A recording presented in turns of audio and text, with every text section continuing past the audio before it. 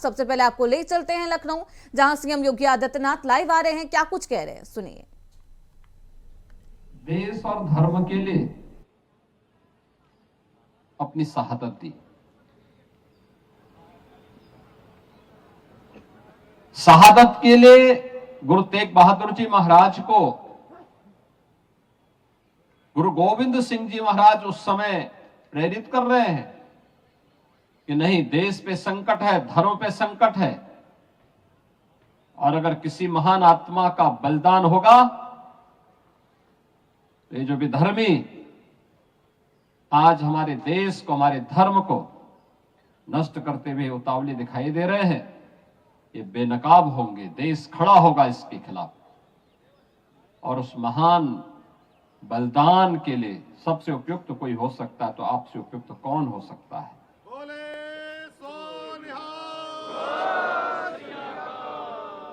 और इसीलिए कहा गया है, गुरु तेग बहादुर जी महाराज अपना शीश दिया, लेकिन भारत की शीश को बचा दिया। कश्मीर बच गया। कश्मीर भारत का हिस्सा है, आज भी है।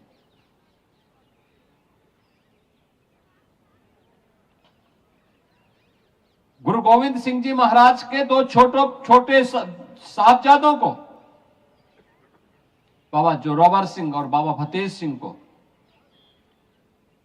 वजीर खान कहता है कि केवल एक बार, केवल मुंह से निकाल लो इस्लाम के को स्वीकार करने के लिए। उन्होंने कहा नहीं, ये नहीं हो सकता,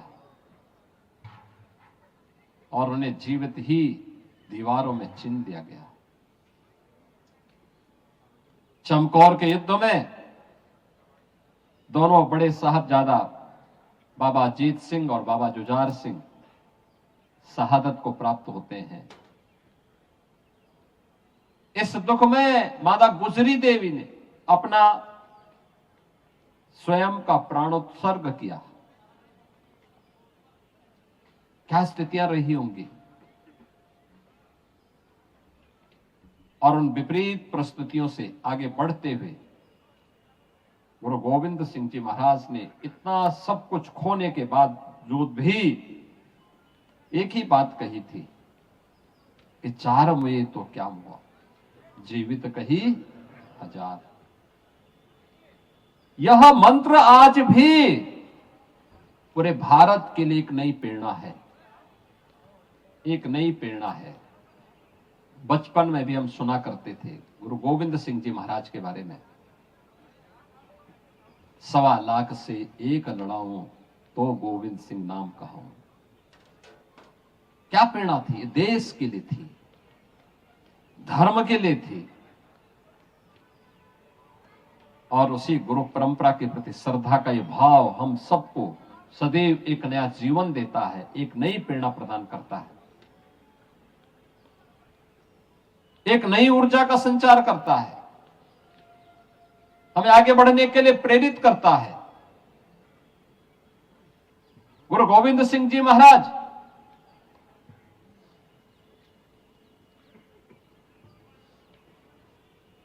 खालसा पंथ की स्थापना जाति भेद को, छुआछूत की भावना को सर्वथा समाप्त करने के उद्देश्य से उन्होंने की थी। इस देश और धर्म को बचाने के लिए की थी। सकल जगत में खालसा पंथ गाजे, जगे धर्म हिंदू सकल भंड भाजे का उद्घोष करके उस समय की विधर्मी ताकतों को उन्होंने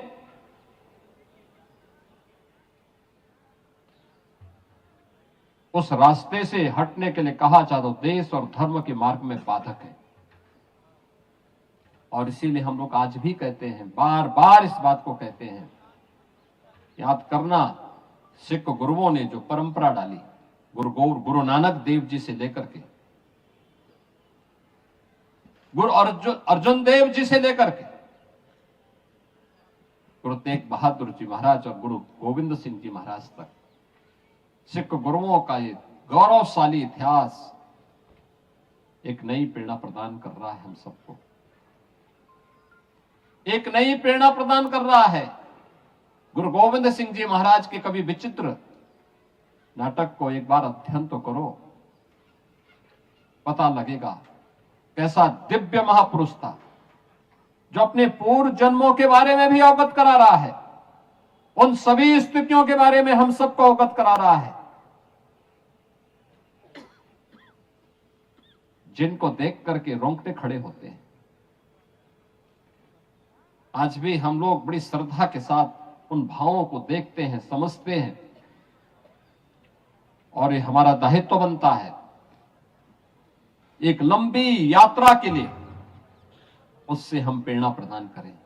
आज का ये प्रकाश पर्व उसी प्रेरणा का एक दिवस है, जब हमें सिख गुरुओं के त्याग से, उनके बलिदान से, उनके कृतित्व से एक नई प्रेरणा प्राप्त होती है। और ये तो लखनऊ का सौभाग्य है। गुरु तेग बहादुर जी महाराज गुरु गोविंद सिंह जी के साथ उनके बचपन में, बाल्यकाल में उन्हें लेकर के इसी लखनऊ के याह्यागंज गुरुद्वारे में रुके थे। कितने ऐतिहासिक परंपरा आपके पास है, हमारे पास है। उस ऐतिहासिक परंपरा का संरक्षण करना, उसे सुरक्षित रखना, उसे आगे बढ़ा करके आने वाली पीढ़ी को उस इतिहास से अवगत कराना हम सबका दायित्व बनता है। आज के इस अवसर पर यह वर्ष हमारे लिए महत्वपूर्ण वर्ष है, क्योंकि गुरु तेग बहादुर जी महाराज का 350वां शहीदी पर्व के साथ जुड़ने का अवसर हम सबको प्राप्त होगा। उन आयोजनों को बड़े पैमाने पर किए जाने की आवश्यकता है। बड़े पैमाने पर उन कार्यक्रमों को आगे बढ़, जैसे गुरु नानक देव जी महाराज के 550वें प्रकाश पर्व को बड़े पैमाने पर, बड़े उत्साह के साथ आयोजित किया गया था। इन आयोजनों को हम उसी रूप में आगे बढ़ाने का काम कर पाएंगे तो आने वाली पीढ़ी पर एक बड़ा उपकार होगा। लोगों को इतिहास के बारे में जानकारी मिलेगी, खालसा पंथ के बारे में, सिख गुरुओं के त्याग और बलिदान के बारे में एक नई प्रेरणा प्राप्त होगी। आज के इस अवसर पर मैं एक बार फिर से पूरे प्रदेशवासियों को, आप सभी लखनऊ वासियों को 10वें पिता की इस पावन प्रकाश पर्व की हृदय से बधाई देता हूं और विश्वास व्यक्त करता हूं कि सिख गुरुओं का यह बलिदान, उनकी प्रेरणा देश और समाज के लिए उपयोगी बनाने में हम सब अपना योगदान दे पाएंगे। आप सबके प्रति मेरी मंगलमय शुभकामनाएं हैं। बोले सो निहाल,